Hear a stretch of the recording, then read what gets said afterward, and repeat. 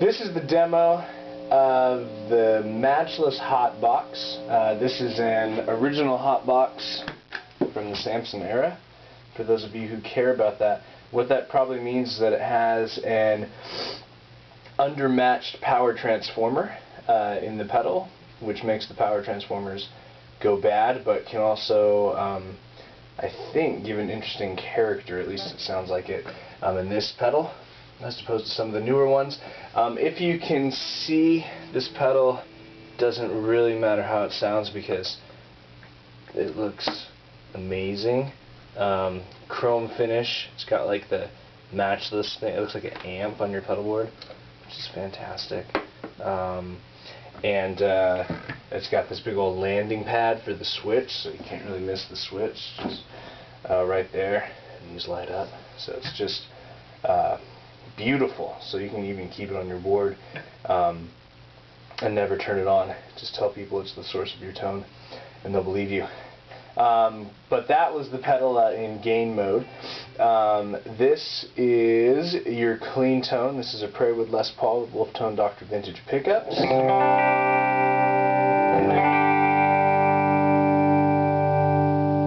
Okay.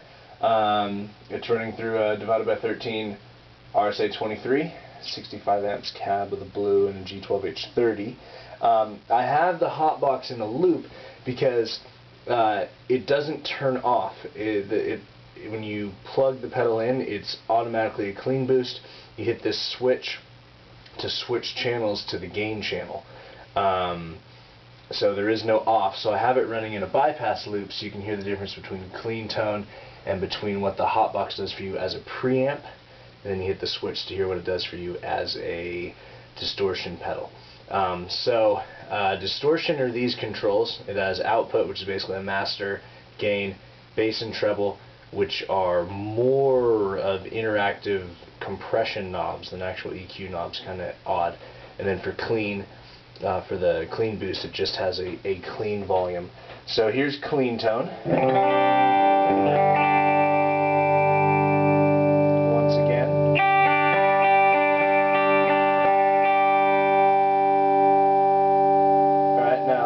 Turn it to, did I hit the switch already? Let's see. To clean boost. Now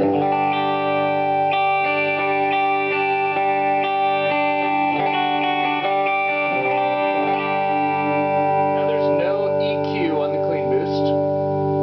It just is what it is. You can hear give some chime, a little too much treble for my particular taste, or at least with this particular amp.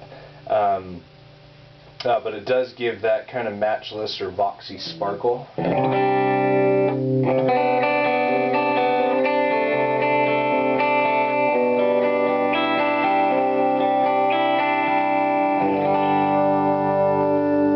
Again, no matchless.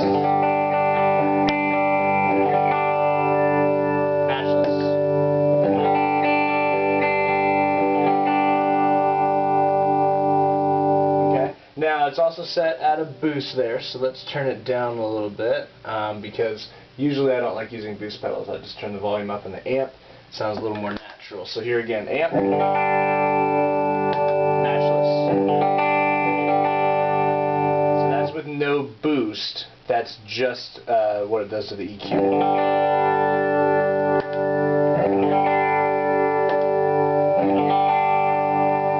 so kind of it's trying to give it that Vox sparkle chime, which is good. I think this pedal would work fantastic for a solid state amp, or if you're ever at some cursed place where they make you run direct into the board, use this thing, because it does have tubes in it. It is a very, very good pedal. I just tend to not be a clean boost guy. But once again, here it is unclean boost. Boost it just a little bit there. Okay, now we'll switch it to the gain channel.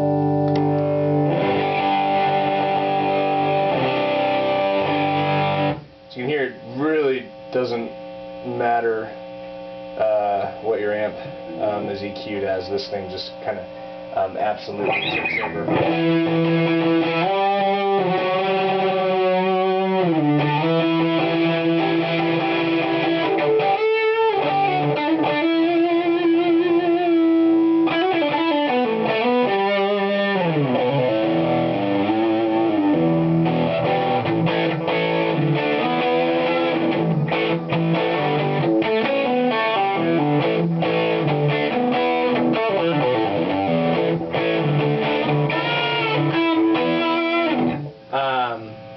So now let's mess with the knobs here. Okay, that's cutting out bass. Here, that's its openness.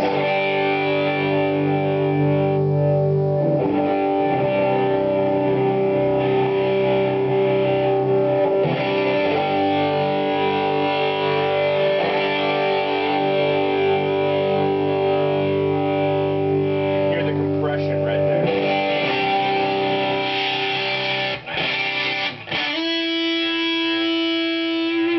Sound very good, but you'll sustain forever with the treble all the way up. Personally, I like the treble down and bass about here. It gives me the least amount of compression in a very compressed pedal. It'd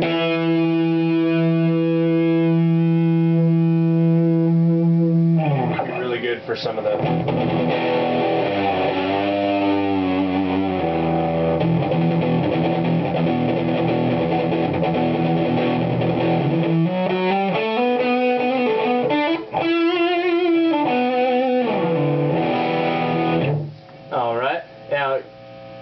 you can get really loud with this. I'm not gonna do that, but we can go to really low gain. It's about the lowest gain you can get, and that's still a lot of distortion, but it sounds pretty good as a distortion pedal too.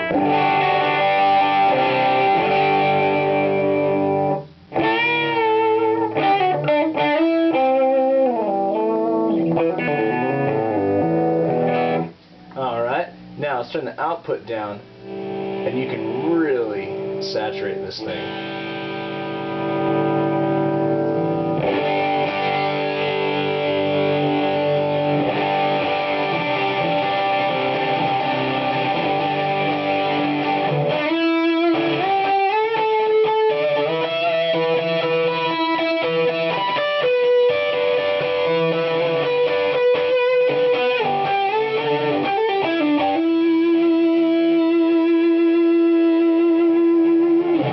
You can totally saturate, get a little bit less saturated.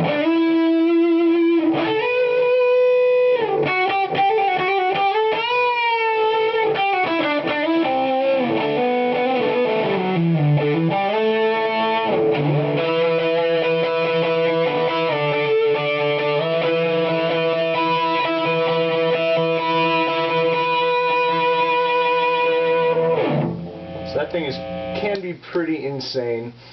Drive-wise, personally, again, I like it a little gainy, but not. It can be really good if you tend to like a more rock sound, but every once in a while you need a